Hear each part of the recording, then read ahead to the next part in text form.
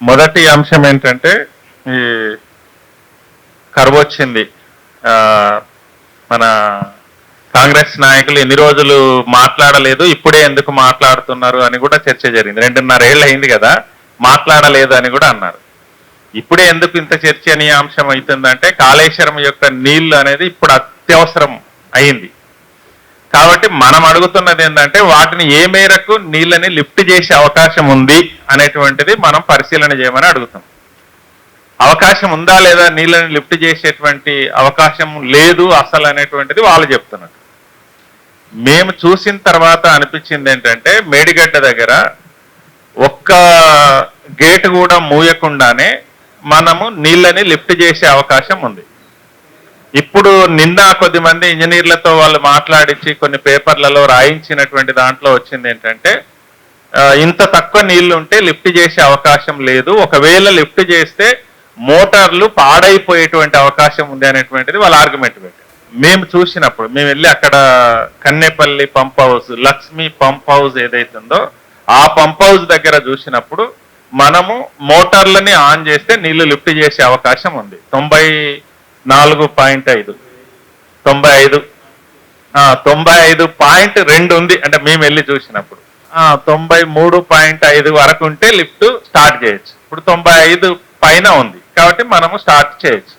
ఇప్పుడు మేము మాట్లాడుతుంటే ఆఫీసులో మా అరిబండి గారు అన్నారు మోటార్లు కాలిపోతాయని అన్నారు, ఎన్ని ఉన్నాయాడా అని అన్నారు. 17 ఉన్నాయాడా, 17 మోటార్లు ఉన్నాయి. అసలు నీళ్లు స్టార్ట్ అయితే ఇంకొక ఆయన పత్రికల్లో చెప్పింది ఏంటంటే ఆ స్టార్ట్ చేస్తే ఒక నిమిషం కూడా ఉండవు, అయిపోతాయని పత్రికలో రాశారు. అసలు నీళ్లు ప్రవాహం పోతున్నటువంటిది, ఇప్పుడు నీళ్ల ప్రవాహం అక్కడున్న వాళ్ళు చెప్పినటువంటిది ఈ వర్షాకాలంలో ప్రారంభంలో 1,20,000 క్యూసెక్కులు, ఇంకేమైనా వివరాలు వారు చెప్తారు, 1,20,000 క్యూసెక్కులు ప్రవాహం జరిగింది. వాళ్ళు చెప్పిన దాని ప్రకారమే చూస్తే వాళ్ళు ఏమడుగుతున్నారు ఇప్పుడు అని అంటే 5 టీఎంసీల ప్రవాహం ఉండాలి అన్నారు. అంటే 55,000 క్యూసెక్కులు ప్రవహిస్తున్నప్పుడు నీళ్లు తోడుకునే అవకాశం ఉందని వాళ్ళు చెప్తున్నారు. 1,20,000 క్యూసెక్కులు ప్రవాహం పోతుంటే వాటిని ప్రారంభం చేయలేదు. వాటిని ప్రారంభం చేస్తే నీళ్లు తోడుకునేటువంటి అవకాశం ఎక్కడికి పోతాయంటే అన్నారంలోకి నీళ్లు వెళ్తాయి. అన్నారంలోకి నీళ్లు తోడొచ్చు కదా అని చెప్పిన తర్వాత మళ్ళీ ప్రభుత్వం నుంచి వచ్చినటువంటి వాదన అన్నారంలో రంధ్రాలు ఉన్నాయి, కొంచెం బబుల్స్ వచ్చినాయి అని చెప్తాం. నిజంగానే వచ్చినాయా లేదనేది ఇప్పుడు మీరు నీళ్లు తోడితే తెలుస్తుంది. అది చేయలేదు. తర్వాత అక్కడి నుంచి సుందిళ్లకు పంపాలి, సుందిళ్ల నుంచి ఎల్లంపల్లికి తోడాలి. ఆ పని చేయడానికి ఏమి ఇబ్బంది వచ్చింది అనేటువంటిది మొదటి ప్రశ్న. ఆపకుండా నీళ్లు తోడే అవకాశం ఉంది అనేటువంటిది మేము చూసిన తర్వాత వచ్చినటువంటి మొదటి అంశం. ఇంకా రెండవది ఏంటంటే అక్కడక్కడ ఈ రంధ్రాలు ఉన్నాయి, నీళ్లు లీక్ అవుతాయి అని చెప్పేదానికి గ్రౌటింగ్ చేయాలని అన్నారు. మరి గ్రౌటింగ్ చేయడానికి ఈ 2.5 సంవత్సరాల కాలంలో నీళ్లు లేనటువంటి, ఇప్పుడు కూడా నీళ్ళు ఏం లేవు, పైన నీళ్ళు ఏం లేవు, చేయొచ్చు. మరి ఎందుకని ఆపారు? ఈ 2.5 సంవత్సరాల కాలంలో వాటిని కనీసం రిపేర్ చేసేటువంటి అవకాశం ఉంటే వాటిని రిపేర్ చేయకుండా ఎందుకని ఆపారు? దానికి ప్రభుత్వం నుంచి ఏ రకమైనటువంటి సమాధానం మనకు చెప్పడం లేదు. వాటిని చేయాల్సినటువంటి బాధ్యత ప్రభుత్వానికి, ఆ పని చేయాలి, అది చేయలేదు. చేయకపోగా ఇప్పుడు ఏమంటున్నారంటే అక్కడ రంధ్రాలు ఉన్నాయి అన్నాడు. అరే రంధ్రాలు ఉన్నాయనంటే మొత్తం అన్ని నీళ్ళు ఆపుతాయి. 16 టీఎంసీలు ఇప్పుడు మేడిగడ్డ దగ్గర ఆగాలి, తర్వాత 10 టీఎంసీలు అన్నారం దగ్గర ఆగాలి, 7 టీఎంసీలు సుందిళ్ళ దగ్గర ఆగాలి.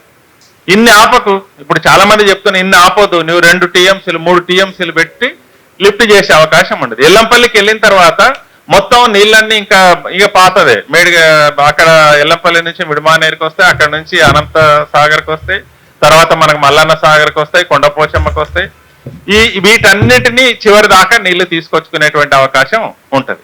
ఇది అంటే మేము అడుగుతున్నటువంటిది ఏంటంటే చాలా మంది ఇంకా కొద్ది మంది చెప్తున్నటువంటి పాత వాదన, ఇప్పుడు గతంలో కేసీఆర్ ప్రభుత్వం ఉన్నప్పుడు చెప్తున్నటువంటిది ఖర్చు ఎక్కువ అవుతుంది అని చెప్తున్నారు.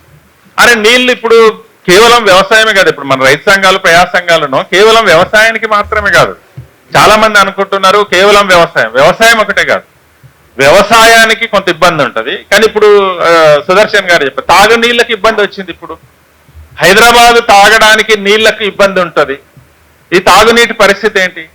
వ్యవసాయం నువ్వు కనీసం ఈ ఉన్న నీళ్ళనైనా నువ్వు లిఫ్ట్ చేసి రిజర్వాయర్లు నింపగలిగితే బోర్లన్నీ రీస్టోర్ అయితే మొత్తం వ్యవసాయంలోనే తేడా వస్తుంది, వ్యవసాయ కూలీలకు ఉపాధి దొరుకుతుంది, మొత్తం ఆర్థిక వ్యవస్థ మనం అనుకుంటున్న చాలా మంది ఇదేదో అయిపోతుంది, మొత్తం రాష్ట్ర ఆర్థిక వ్యవస్థనే దెబ్బతింటది అనుకుంటున్నారు. కానీ ఒక వ్యవసాయం కాదు ఇది. పరిశ్రమలకు నీళ్లు కావాలి, వ్యవసాయానికి నీళ్లు కావాలి, తాగడానికి నీళ్లు కావాలి. వీటన్నింటినీ దృష్టిలో పెట్టుకోవట్లేదు. అంటే ఇది మొత్తంగా చూసినప్పుడు ఏంటంటే తిట్లు శాపనార్థాలు పెడుతున్నారు, ఒకరి మీద ఒకరు గట్టిగా తిట్టుకుంటున్నారు.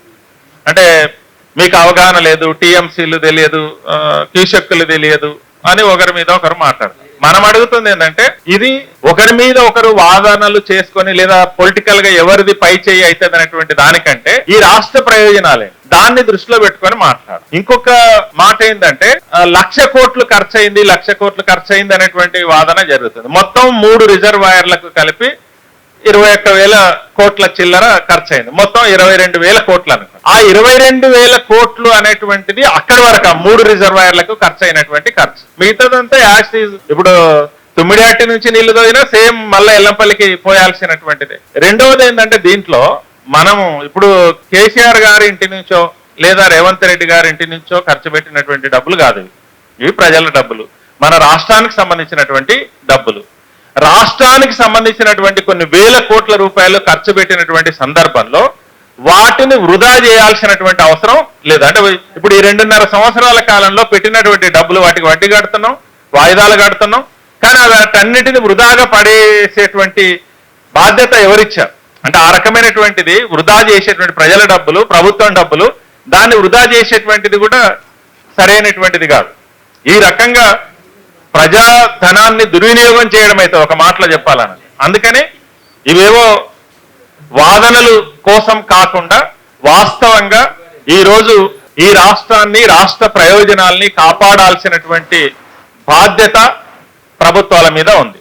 కాబట్టి అది విస్మరించేసి ఈరోజు వాదోపవాదాలు చేస్తున్నారు.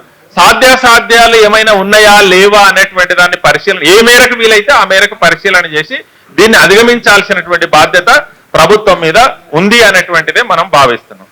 తర్వాత నేషనల్ డ్యామ్ సేఫ్టీ అథారిటీ వాళ్ళు మాకు ఇంతవరకే చెప్పారని. అరే 2.5 సంవత్సరాల కాలం అయింది, ఇక్కడ నుంచి 2 కేంద్ర మంత్రులు ఉన్నారు, 8 మంది పార్లమెంటు సభ్యులు ఉన్నారు, వాళ్ళు కూడా మేము కూడా లేఖ రాసినామని చెప్పి రామచంద్రరావు గారు ప్రభుత్వానికి మేము లేఖ రాసినామని చెప్తున్నారు. అని మీ బాధ్యత ఏంటి? 2.5 సంవత్సరాలు అయింది, ఇన్ని వేల కోట్లు ఖర్చు పెట్టినటువంటి ఒక ముఖ్యమైనటువంటి ప్రాజెక్టు ఇప్పుడు కరువు వచ్చింది, ఇంత తీవ్రమైనటువంటి నీటి ఎద్దడి ఉన్నటువంటి ఈ సమయంలో మీ బాధ్యత ఏంటి?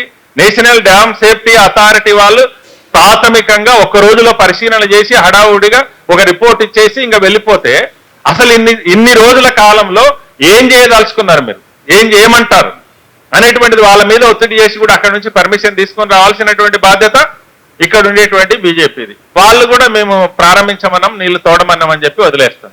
అందుకని వాళ్ళ బాధ్యత కూడా ఉంది. నేషనల్ డ్యామ్ సేఫ్టీ అథారిటీ పేరు చెప్పేమో రాష్ట్ర ప్రభుత్వం తప్పించుకుంటుంది.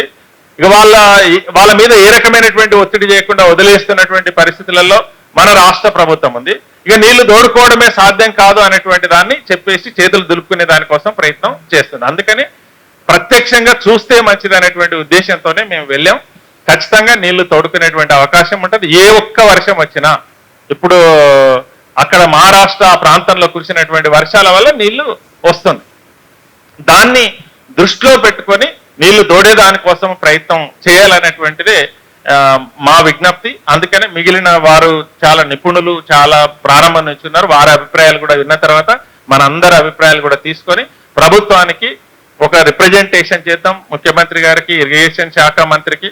అదే రకంగా ఒకవేళ ఇదే రకమైనటువంటి పరిస్థితులలో తాత్సారం చేసి రాజకీయ ప్రయోజనాలను కనుక చూస్తూ వదిలేస్తే ఖచ్చితంగా దాని మీద ఆందోళన పోరాటాలు కూడా మనం సన్నద్ధం అవుదామని చెప్పి మీ ముందు ప్రతిపాదన చేస్తూ నాకు అవకాశం ఇచ్చినందుకు ధన్యవాదాలు.